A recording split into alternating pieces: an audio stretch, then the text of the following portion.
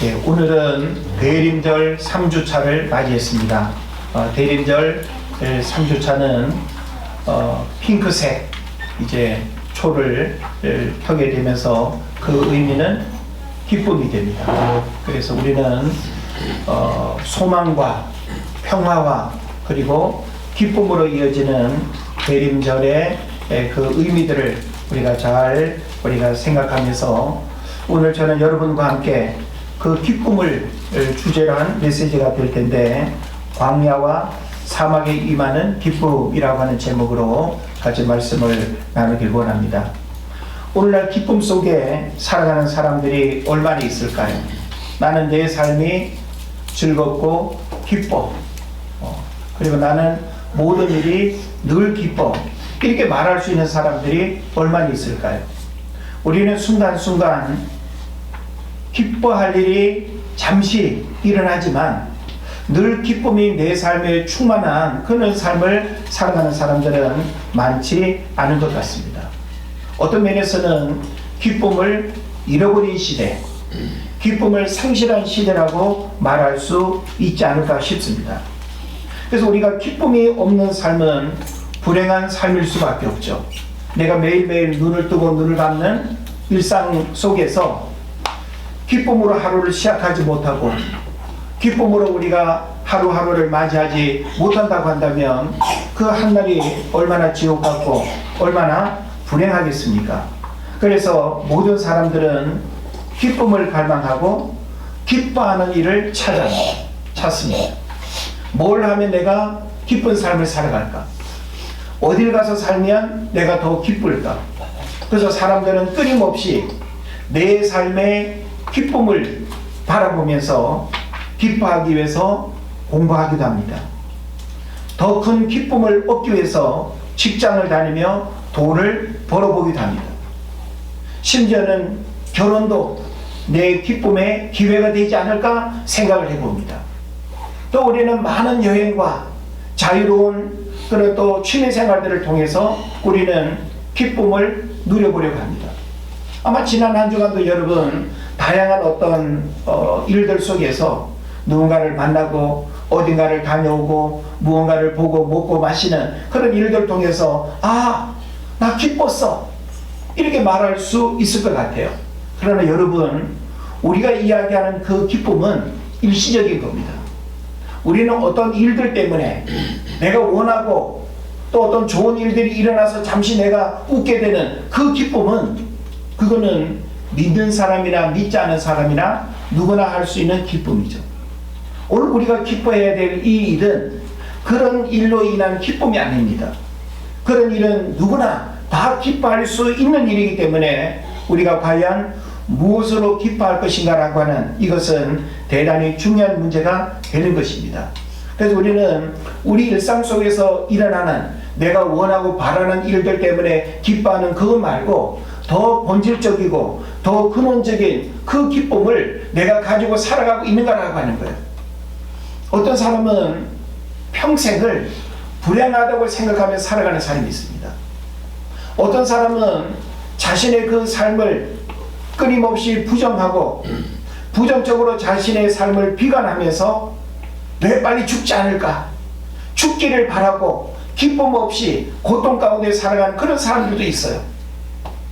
그래서 어떤 허무주의와 영세주의적인, 그래서 삶의 의미를 잃어버리고 살아가는 그런 사람은 기쁜 일이 없어서가 아니라 보이지 않는 그 내면의 본질적인 기쁨을 회복하지 않으면 진정한 기쁨의 삶을 살아갈 수가 없는 것이죠.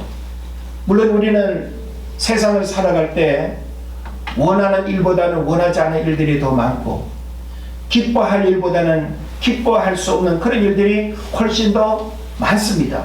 그러나 우리가 인생의 여정을 돌아보면 순간순간 나에게 정말 큰 기쁨을 주었던 그런 일들 얼마나 많이 있는지 몰라요. 다 감사한 일들이죠. 그러나 우리는 그런 것들의 많고 적음의 문제로 인해서 나는 불행하다, 나는 기뻐하는 삶을 살고 있다, 이렇게 말할 수 있는 게 아니다라고 하는 것이죠. 그래서 우리가 원하고 바라는 일들로 기뻐하는 것도 중요한 기쁨의 일이지만, 예수님이 구원자로 이 땅에 오신 기쁨은 이보다 더 본질적이고 더 근원적인 기쁨을 주시기 위함입니다. 그래서 우리는 무엇 때문에 기뻐하는가, 그리고 또 무엇으로 기뻐하는가 라고 하는 것은 대단히 중요한 거예요. 그래서 우리가 이런 세상 사람들이 누구나 기뻐하는 일로 기뻐한다면 우리는 신앙에서 그런 어떤 기쁨을 논할 어떤 이유가 없는 것입니다. 그래서 우리가 신앙생활을 한다는 것은 그런 어떤 일들의 기쁨을 더 많이 찾아내기 위해서 기뻐하는 것이 아니라 우리는 예수님이 이 땅에 오셔서 우리 인생에게 주신 그 본질적인 기쁨을 과연 우리가 부여잡고 있는가, 그 기쁨을 알고 있는가, 그 기쁨을 경험하며 살아가고 있는가, 이게 사실은 더 중요하다는 거예요. 그래서 우리는 분명히 현실적으로 환경적으로 기뻐할 일이 아닐 수 있지만 얼마든지 기뻐할 수 있는 이유는 뭐예요? 더 본질적인 기쁨을 가지고 있는 사람은 일희일비하는 그런 일에 마음 뺏기지 않는 것입니다. 그래서 하박국 선지자의 고백을 우리는 기억할 수 있어야 됩니다. 모든 것들을 다 잃어버린다 할지라도 뭐 때문에 기뻐한다 그랬어요? 나를 구원하시니까 하나님을 인하여 기뻐한다 그랬어요. 예? 그러니까 우리에게 그 진정한 어떤 기쁨의 근원이 내 안에 소유되어야 하고 회복되어야 하고, 그 기쁨이 내 삶에 끊임없이 모든 어떤 환경과 모든 일들을 기쁨으로 우리가 승화시키고 받아들일 수 있는 그 어떤 믿음이 우리에게 필요하다라고 하는 것이죠. 그러나 여러분, 우리가 사는 이 세상에는 의외로 이와 같은 기쁨을 알지 못하고 이 기쁨을 잃어버리기도 하고 이 기쁨을 발견하지 못하고 살아가는 사람들이 너무나 많습니다. 그러면 교회 안에 있는 우리들은 그런 진정한 기쁨을 다 소유하고 살아갈까요? 저는 교회 밖의 사람들보다는 훨씬 더 기쁨의 의미들을 깨달아 알겠지만 불행하게도 교회 안에서도 여전히 그 진정한 영적인 기쁨과 예수 그리스도를 통해서 우리에게 주시는 참 기쁨의 의미를 잃어버리고 그냥 세상 사람들이 좋아하는 그런 일로 기뻐하기를 원하는 사람들이 많다는 거예요. 그래서 오늘은 누굴 만날까? 오늘은 어딜 갈까? 자극적인 그 기쁨의 일들로만 우리가 살아간다고 한다면 신앙생활을 해야 될 이유가 없는 것입니다. 그런 면에서 우리가 하나님을 믿는다라고 하는 것은 눈에 보여지는 사건과 일들로 인해서 우리가 기뻐하고 즐거워하는 것이 아니라 진정한 기쁨의 그 의미들을 깨달아가는 것이 중요하다는 것을 여러분 깨달으시기를 바랍니다. 그래서 저는 오늘 우리가 살고 있는 이 시대에 이와 같은 기쁨이 필요한 사람들, 이런 기쁨을 알지 못하고 살아가는 사람들이 어떤 사람들일까 하는 걸 여러분과 함께 나누면서 나는 어디에 해당되는가를 여러분이 생각해야 됩니다. 그리고 그런 기쁨을 모르는 사람들에게 우리는 그 기쁨을 회복할 수 있도록 우리는 도와야 되고, 그 기쁨을 누리지 못하는 사람들에게 오직 예수 그리스도를 통해서 당신이 기뻐하지 못하는 그 기쁨을 가질 수 있다는 것을 우리가 전해야 될 것입니다. 가장 첫 번째로 우리가 좀 생각해야 될 그 기쁨을 잃어버린 사람들은 어떤 사람들이 있는가 하면 실존적 공허와 절망을 경험하는 사람들이에요. 그러니까 삶 자체를 긍정적으로 받아들이지 못하고, 그리고 자신의 어떤 그 삶을 불신하고 부정적으로, 그래서 사는 게 기쁨이 없고 산다는 것 자체가 지옥처럼 여겨지는 그런 고통 속에 살아가는 사람들이 의외로 많이 있습니다. 이런 사람들은 현실적으로 내가 좋은 집에 살고 좋은 차를 타고 뭐 돈이 많이 있고 이거하고 전혀 상관없이 이런 내면에 실존적 공허와 절망을 경험하고 있는 이 사람들에게 바로 예수님이 이 땅에 오셔서 우리에게 약속하신 그 기쁨이 그들에게 전해져야 될 줄로 믿습니다. 그래서 의미 상실에 빠진 현대인들을 우리가 좀 생각을 해볼 수가 있을 것 같은데요. 의미 상실에 빠진 현대인, 이거 뭘 의미할까요? 우리 삶의 어떤 공허함, 허무함을 그냥 이렇게 가득 채우고 살아가는 사람들이 많습니다. 분명히 가족들이 있고 자녀들도 있고 먹고 사는 의식주에 전혀 문제가 없음에도 불구하고 삶의 의미를 잃어버리고 공허와 어떤 허무함 속에 살아가는 사람은 그 사람 내면의 본질적인 그런 기쁨을 잃어버리고 살아가는 사람들이에요. 그들에게 예수님이 우리에게 주시는 참 기쁨이 전해져야 될 줄로 믿습니다. 그래서 물질적으로는 풍요롭지만 삶의 근본적인 의미를 찾지 못해서 무력감이나 공허함에 시달리는 사람들이 많이 있습니다.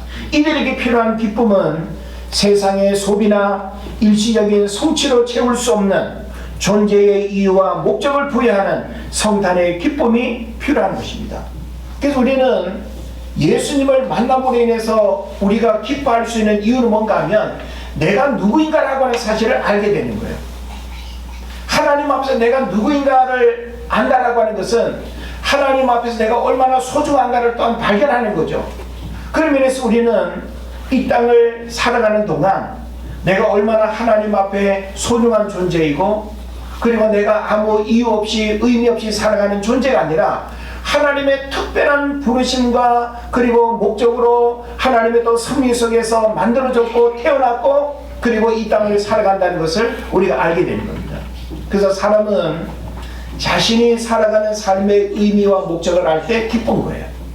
공부하는 학생들도 공부 자체는 분명히 힘들고 어렵잖아요. 예? 뭔가를 외우고 풀고 이해하고, 예?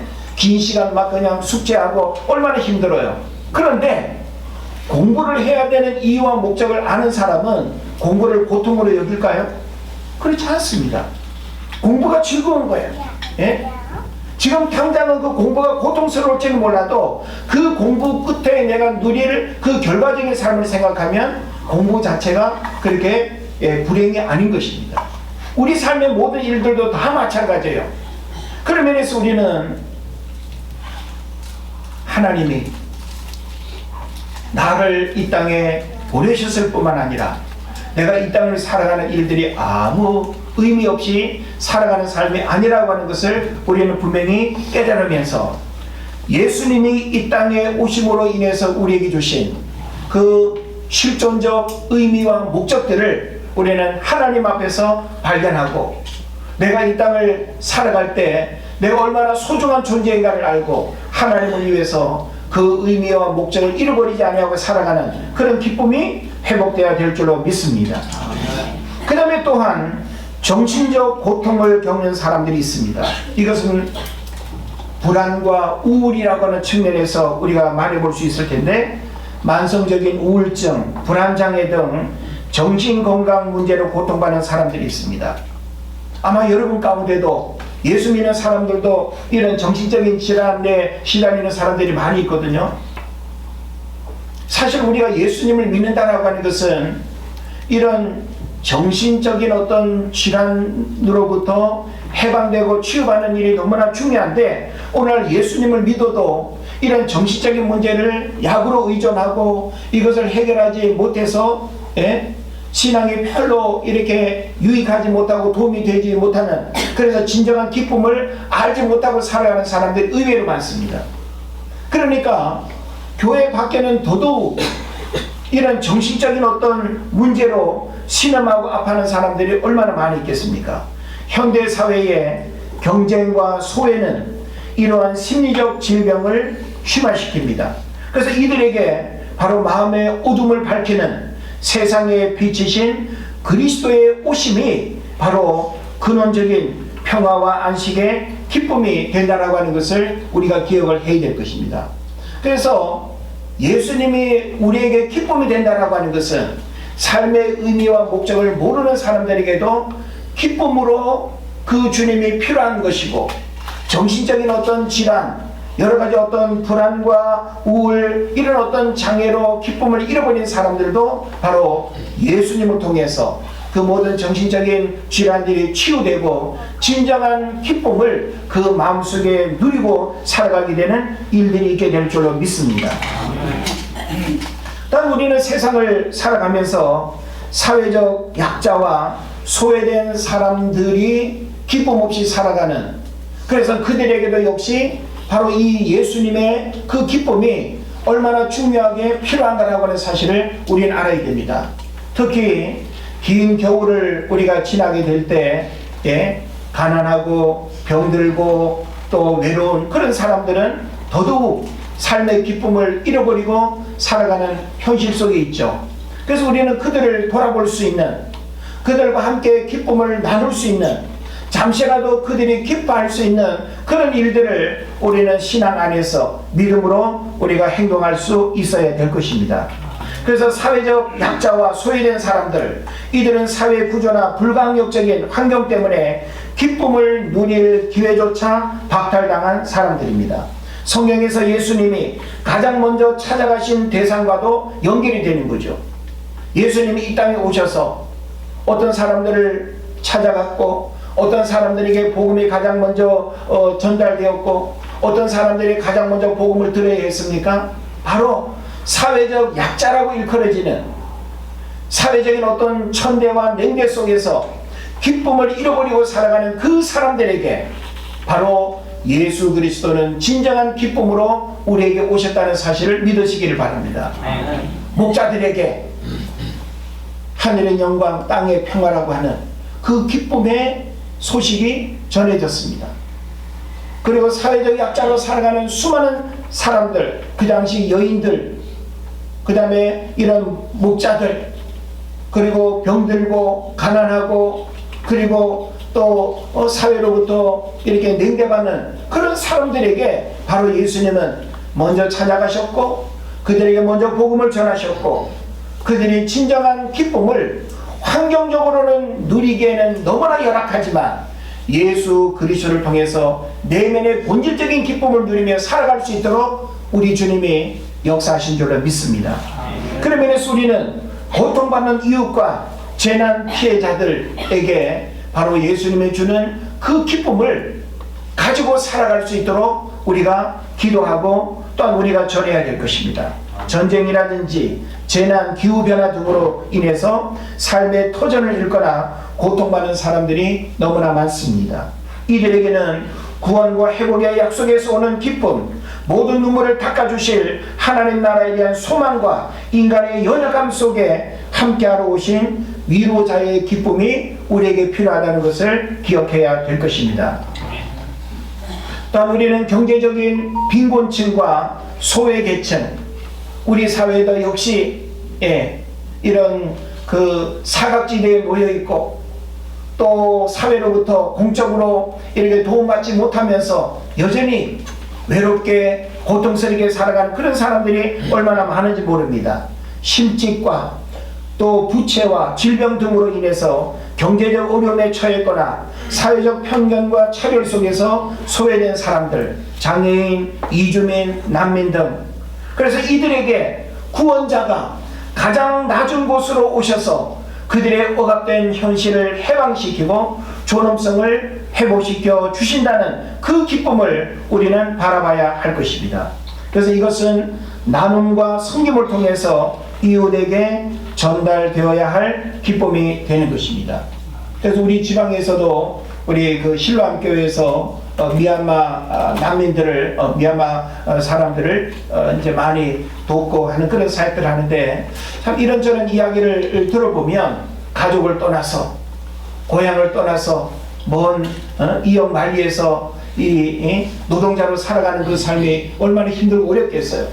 어쩌면 현실적으로 늘 그냥 잠자고 일하고 잠자고 일어나고 돈 버는 어떤 그 일 외에 진정한 기쁨이 없는 그들에게 바로 예수 그리스도는 진정한 위로자가 되고, 그리고 이곳에서 그 주님을 만난 그들은 정말로 진정한 기쁨의 삶을 이 땅에서 누리며 일하는 것을 보게 되는 것입니다. 우리도 바로 그런 사람들에게 이런 기쁨이 전해질 수 있도록 전하고 그리고 증거해야 될 줄로 믿습니다.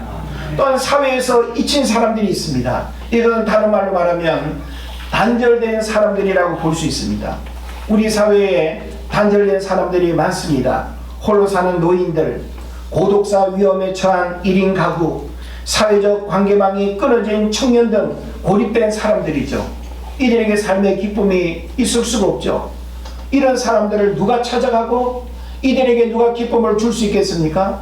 교회는 끊임없이 지역사회와 함께 네트워크를 통해서 그런 사람들과 연결되어지고, 그런 사람들의 도움을 외면하지 말고 그들의 삶에 진정한 기쁨이 예수 그리스도를 통해서 전해질 수 있도록 우리가 이끌어야 될 줄로 믿습니다. 그래서 예수님이 관계가 단절된 인간을 찾아오셨듯이 사랑하는 공동체 속으로 다시 연결되어 소속감을 느낄 수 있게 하는 그 기쁨이 필요하다는 거 우리가 생각을 해야 될 것입니다. 저는 이런 우리 일상 속에서 만나게 되고 교회 밖에서 우리가 접하게 되는 이런 부류의 사람들에게도 절대적으로 예수님이 이 땅에 오신 기쁨이 전해져야 된다는 것과 더불어서 우리는 우리 교회 안에, 신앙인들 안에 진정한 기쁨을 모르고 살아가는 우리에게 이 기쁨도 회복되어야 된다는 것을 오늘 말하고 싶습니다. 이것은 한마디로 말하면 지쳐있는 신앙인들입니다. 신앙의 어떤 권태, 무기력, 어떤 영적인 슬럼프, 매너리즘, 그래서 신앙생활을 하긴 해도, 교회에서 예배를 드리긴 드려도 그 어떤 기쁨이 없고 충만하지 못하고 어떤 영적인 무기력 속에 살아가는 그런 사람들이 있다고 한다면 그들에게 뭐가 필요할까요? 바로 기쁨이 필요한 것입니다. 그래서 신앙생활을 오래 했지만 하나님과의 친밀한 관계를 상실하고 종교적인 의무감으로만 신앙을 유지하는 사람들, 이들에게는 성탄의 초심을 회복하는 기쁨이 있어야 합니다. 복잡한 교리나 의무 대신 하나님의 나라를 위해 이 땅에 오셨다는 그 단순하고도 강력한 복음의 기쁜 소식을 다시 경험하는 그것이 우리에게 필요한 것입니다. 우리가 신앙생활하면 그 처음 마음의 열정과 기쁨들이 사라지는 경향들이 있죠. 그죠? 우리 뭐든지 처음 무언가를 경험할 때는 굉장히 강력해요. 강렬한 어떤 여운을 우리가 갖는단 말이에요. 근데 시간이 지나면서 기쁜 일도, 즐거운 일도, 행복한 일도 시간이 지나면서 무뎌지는 경향들이 있습니다. 우리가 처음 신앙생활을 하게 될 때 정말 교회가 천국 같고 예배하는 일이 그냥 기다려지고 모이는 일이 그냥 기다려지는 그런 즐거움과 기쁨이 우리에게 있지 않았습니까? 그런데 시간이 지나면서 나도 모르게 점점 더 무뎌져 가고 형식화되어져 있는 종교적인 어떤 신앙에 머물러 있는 이런 어떤 부분들이 우리 안에 회복돼야 된다는 것입니다. 또한 우리는 사역과 봉사에 지친 그 리더들의 그런 기쁨 회복이 우리에게 필요하다는 거 또 생각을 해야 됩니다. 교회 공동체 안에서 봉사와 헌신을 감당하다가 번아웃을 경험하고 지쳐버린 사역자 및 봉사자들도 있습니다. 이들에게는 사역의 성과나 인정이 아닌 하나님 주시는 평안과 충전, 그래서 예수 그리스도 안에서 쉼을 얻고 하나님의 은혜가 충분하다는 확신 속에서 다시 회복되는 그 기쁨이 우리에게 필요한 것입니다.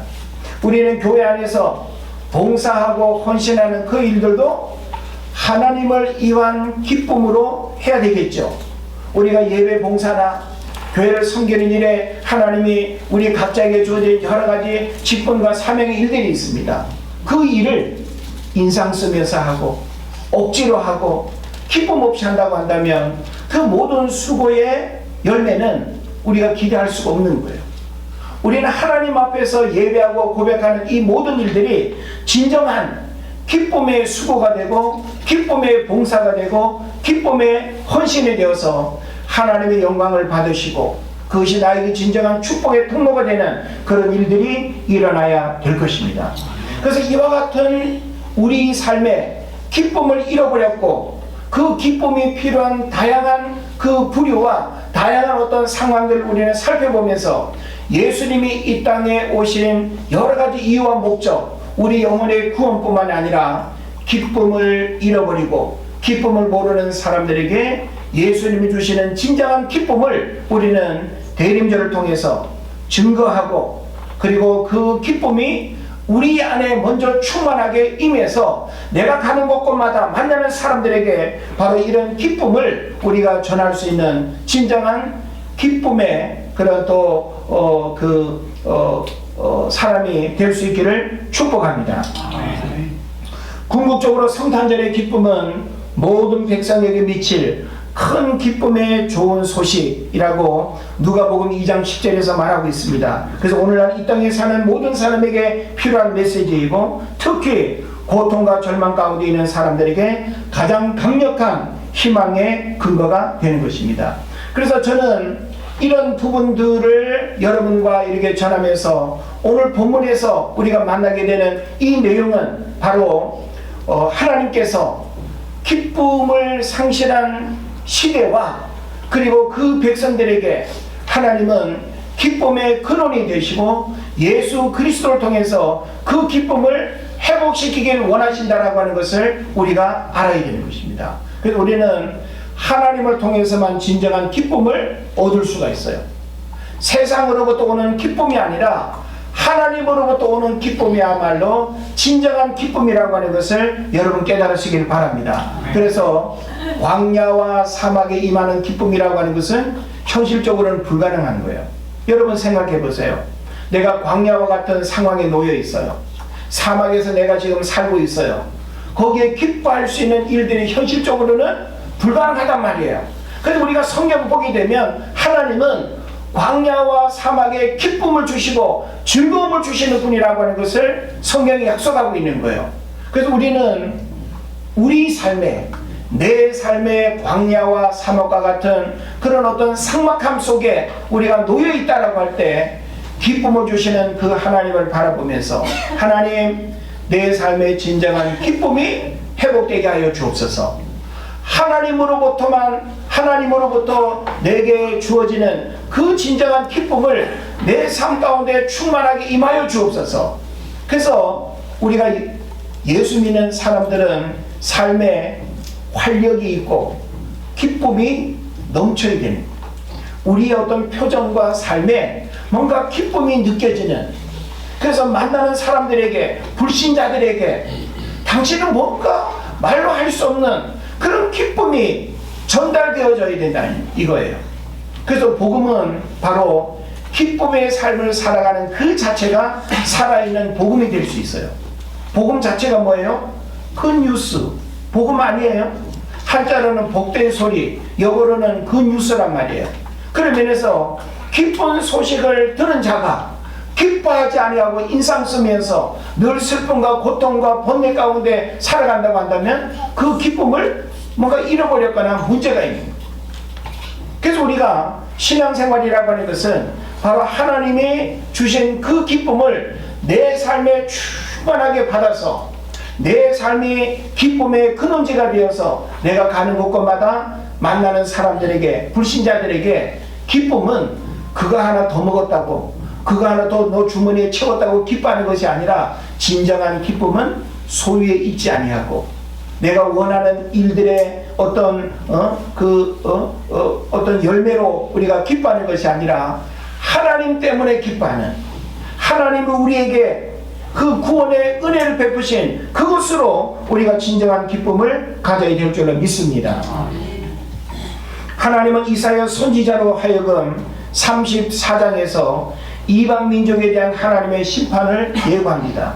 하나님의 공의로운 심판은 이스라엘의 원수였던 모든 열방에게, 특히 에돔을 중심으로 반드시 임하고 그 심판은 철저하고 영원할 것이라는 메시지를 전합니다.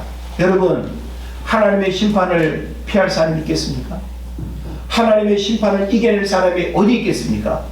그런데 하나님은 바로 하나님을 모르는 이방 민족들에게 하나님의 심판이 임할 것이라고 하는 무서운 심판의 경고를 말씀합니다. 이것은 바로 그들에게 진정한 기쁨도 알 수 없고 진정한 기쁨을 누리지 못하는 그런 삶을 하나님이 말씀하는 거죠. 그런데 오늘 함께 읽은 본문 35장에서는 종말론적인 구원과 시온의 영광스러운 회복에 대한 선포를 기록하고 있습니다. 하나님께서 열방을 심판하신 이후에 그분의 백성인 이스라엘에게 가져다 주실 완전한 구원과 회복, 그리고 기쁨의 시대를 약속하고 있는 거예요. 그러니까 하나님은 하나님의 백성들에게 뭘 약속하고 있는가 하면 하나님이 주시는 그 기쁨이 하나님의 백성들에게 임할 것이라는 것을 말씀하고 있는 거예요. 그러니까 우리는 하나님을 믿는 믿음 안에서 그 기쁨을 우리는 마땅히 누려야 합니다. 예수님을 영접한 우리는 그 어떤 것보다 그 주님이 세상에 줄 수도 없고 세상에 알 수도 없는 그 기쁨이 아니라 바로 예수 그리스도로 말미암아 우리에게 주어진 진정한 기쁨을 우리가 누려야 된다는 것이죠. 그래서 하나님이 약속하신 기쁨의 시대는 구체적으로 어떻게 묘사되고 있을까요? 1절로 7절까지의 내용을 보게 되면 황무지의 회복과 변모를 이야기합니다. 황폐했던 땅과 광야가 기뻐하며 백합화처럼 피어나고 레바논 갈멜 샤론의 아름다움 비옥함을 얻게 될 것이라고 예언합니다. 이것은 물리적인 환경뿐만 아니라 고통과 황폐함에 처했던 영적인 상태의 완전한 변화를 상징하는 것입니다. 그래서 그들이 여호와의 영광 우리 하나님의 아름다움을 보리로다 라고 하는 이 약속을 통해서 이 모든 회복의 근원이 하나님의 현현과 영광이 있음을 밝히는 것입니다. 그래서 우리는 구원받은 하나님의 백성으로 하나님은 이스라엘 백성들에게 약속하신 그 기쁨처럼 하나님을 믿는 우리에게도 하나님은 그 기쁨의 회복을 우리에게 말씀하고 있다는 거예요. 그러니까 우리는 이 땅을 살아가면서 그 하나님의 약속하신 기쁨을 누려야 되는 것은 너무나 당연한 거예요. 그런데 그 기쁨을 우리가 알지 못하고 살아간다는 것은 뭔가 심각한 영적 장애가 있다라고 하는 그런 증거가 될 것입니다. 그 다음에 3절로 6절까지 내용을 보면 구원받은 자들의 회복을 말씀하고 있는데 낙심하고 떨리는 자들에게 강하게 하라 두려워하지 말라 너희 하나님의 오사 보복하시며 갚아주실 것이라 그가 오사 너희를 구원하시리라 라고 격려합니다. 구체적인 기적과 회복의 역사가 예언되고 있습니다. 맹인의 눈이 밝아지고 귀머거리의 귀가 열리며 저는 자는 사슴같이 뛰고 말 못하는 자의 혀는 노래할 것이다. 이것은 바로 하나님께서 가져오실 구원이 완전하고 총체적이며 모든 결핍을 채우는 것임을 보여주고 있습니다. 우리는 삶에 장애가 있고 부족함이 있고 불편이 있으면 기뻐하고 싶어도 그런 것들이 그것을 다 깨뜨려 버리죠. 그런데 하나님은 기뻐할 수 없는 우리 인생의 불완전함의 문제들을 하나님께서 완전하게 회복시키시고 그 일로 우리가 진정한 기쁨을 누리도록 하나님이 은혜를 베푸신다라고 하는 것입니다. 그리고 마지막 8절로 10절까지의 내용은 거룩한 길과 시온으로의 귀환을 우리에게 말해주고 있습니다. 구원받은 자들이 걸을 거룩한 길이 예비될 것입니다. 이 길은 깨끗한 자만 통행할 수 있으며 죄인이나 사나운 짐승은 침범할 수 없는 구별된 길입니다.